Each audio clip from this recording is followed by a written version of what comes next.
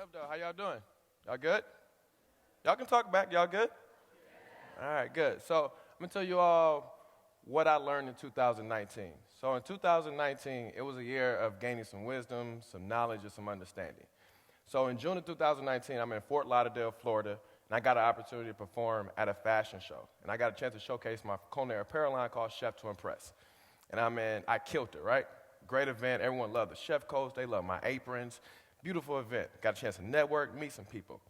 Fast forward a week later, now I'm in Tuscumbia, Alabama. Now we're opening up our second Super Chef's restaurant. You open up at 7 a.m., and we literally have a line out the door. But that's what you want. When you're a businessman, businesswoman, as an entrepreneur, you want to be busy. Now we're busy from 7 a.m. to 2 p.m. We close down at 2 o'clock. We open right back up at 5. That's when we do our ribbon cutting. Once again, I look outside, and we have a line outside of the door. We're doing dinner now. Now we're busy all the way up until 10 o'clock. We got a live band. The food is amazing. We got cocktails. It's a great night. Now I'm getting ready to head back to Louisville from Tuscumbia, Alabama, going up to Louisville, Kentucky. In the car, I have my daughter, and I have one of my co-workers who works in Louisville with me, and she is actually going back up she came down to Alabama to help train. So I'm driving. It's about 4:30 in the morning. I ain't gonna lie, I'm going kind of fast. I don't know how fast is fast, but I'm going fast enough. So as I'm switching lanes, I hit a semi-truck. My daughter and my friend, she wakes up screaming. Just imagine being in a deep sleep and getting awakened by a car accident.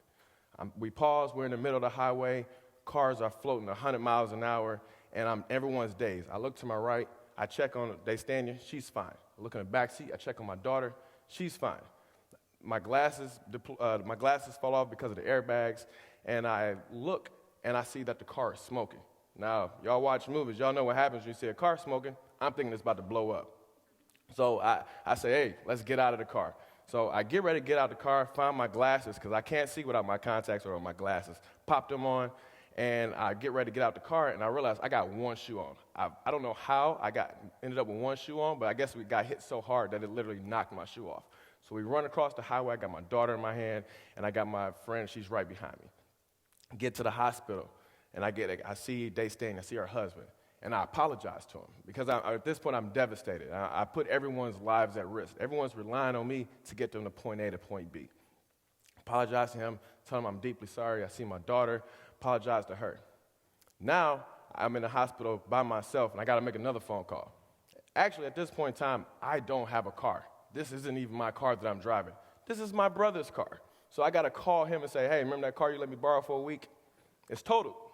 I did that. Fast forward, now we're in November of 2019. I'm at Doss High School. I'm getting ready to speak to a business and entrepreneurship class. Great opportunity.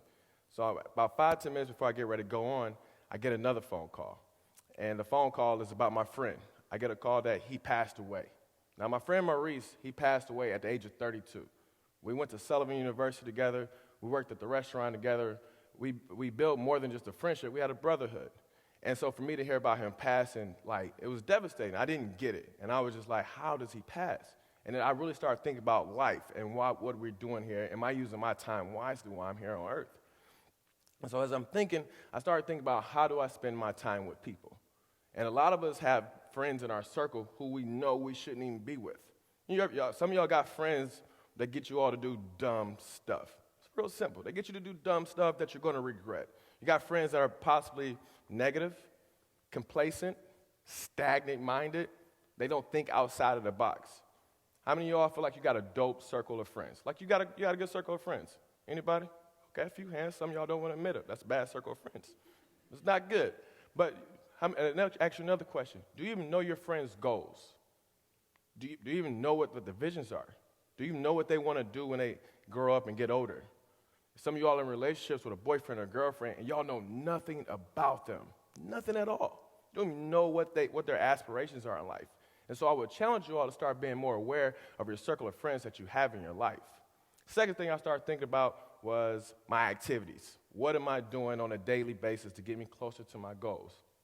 And so one of the things I'm thankful for that me and my friends did, we wrote a vision board. And so now, because we wrote that vision board, I know one of my friends, he wants to build the most impactful restaurant. I got another friend, he wants to start a single mother nonprofit agency. Another friend, he wants to start a marketing company. But these are conversations that I had with them and that they had with me, so now I can hold them accountable, and they can hold me accountable when we're not moving towards those goals. A lot of times we think about impacting the world, right? I think everyone should have a desire to impact the world. One of my goals is I want to figure out a way to end racism. I want to figure out a way to bring people together. Let's end this hate, right? Let's figure out ways to bring people together. But how are we going to do this, right? You got to start thinking about this. And so as I began to start thinking, I started thinking about how am I going to change the world? How am I going to impact my community? How am I going to impact the churches? How am I going to impact the world, not in a global matter, but maybe my world is just my friends, my family, the people I encounter on a daily basis.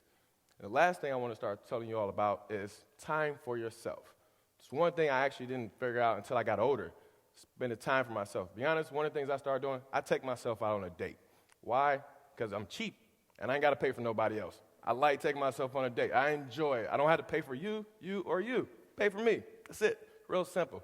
But during that time for myself, I get a chance to rethink, reflect, and refuel my mind and start thinking about some of the decisions I made.